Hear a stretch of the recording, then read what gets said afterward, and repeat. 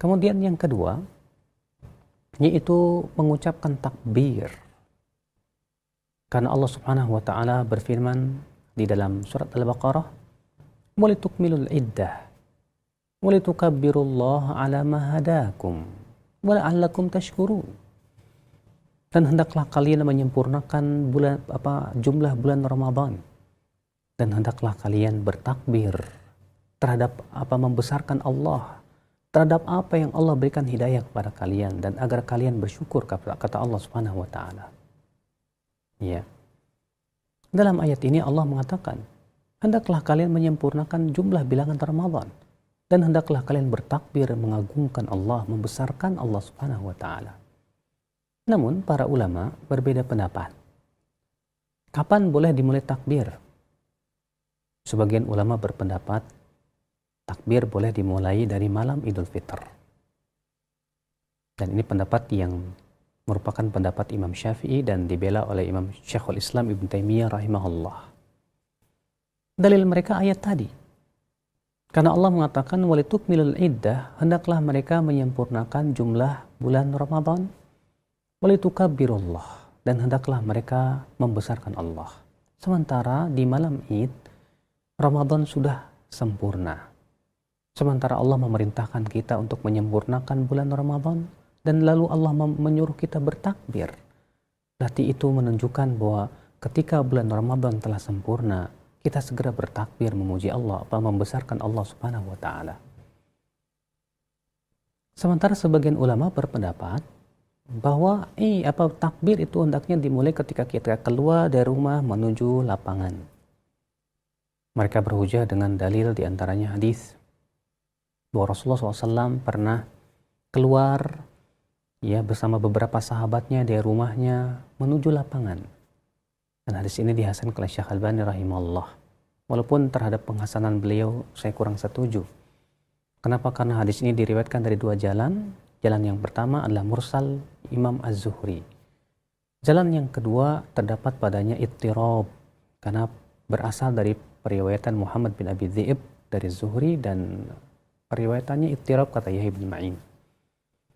Dan juga sudah dijelaskan oleh Syekh Abdul Hasan Al-Ma'ribi akan kelemahan hadis ini. Maka dari itu akhwal Islam azakumullah, hadis ini lemah.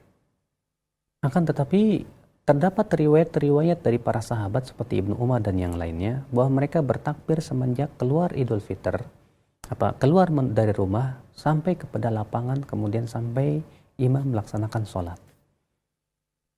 Maka kalau kita mengikuti perbuatan para sahabat tidak apa-apa. Itu lebih baik dan lebih utama. Tapi kalau ternyata kita mau memulai takbir dari malam pun juga kita tidak menyalahkan. Karena tidak ada dalil yang sahih dalam masalah ini. Yang jelas kita berusaha untuk memuji bertakbir, membesarkan Allah Subhanahu wa taala.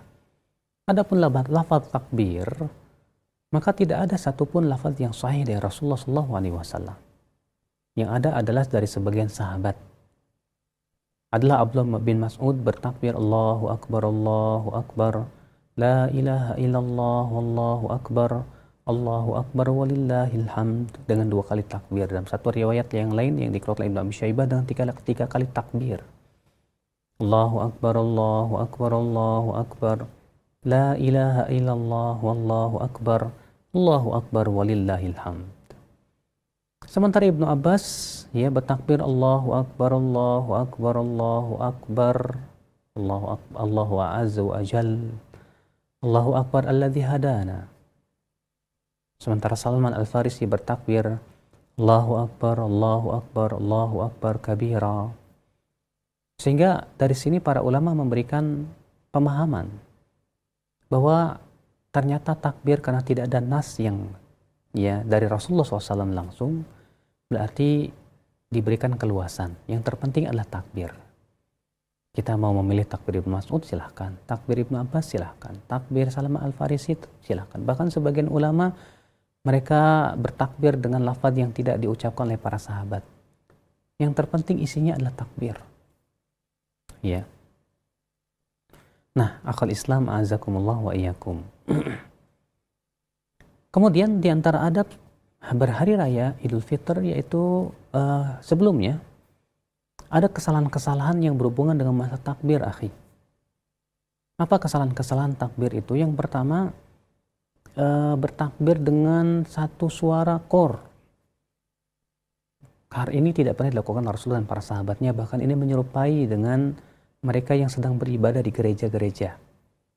Bernyanyi dengan suara kor, bahkan ada suara per satu, suara dua gitu.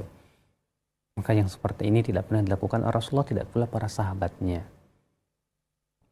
Yang kedua, yaitu mengganggu orang dengan takbir. Ya, ada orang bertakbir sampai malam, bahkan sampai subuh, tak henti-henti sehingga mengganggu orang tidur. Padahal disebutkan dalam riwayat Abu Daud, ya, bahwa Rasulullah SAW masuk ke masjid dan didapati para sahabat sedang sholat masing-masing mengeraskan suaranya. Maka Rasulullah SAW bersabda apa? Ala inna kullakum munajin rabbah. Ketahuilah setiap kalian sedang bermunajat dengan Rabbnya. Fala yajhar ba'dukum ala ba'din biqiraati. Maka janganlah sebagian kalian mengeraskan suaranya, mengganggu temannya dengan bacaannya tersebut. Ternyata bacaan Al-Quran saja kalau kita keraskan dan bisa mengganggu orang itu tidak boleh. Bagaimana dengan takbir juga sama. Kecuali kalau memang tidak mengganggu, silakan saja. Akhul Islam a'azakumullah wa iyyakum. Apalagi kalau takbir itu disertai dengan pukulan beduk atau musik dan yang lainnya. Ini jelas perkara yang tidak pernah dilakukan Rasulullah dan para sahabatnya, tidak pula para tabi'in, tabi'ut tabi'in dan para ulama setelahnya.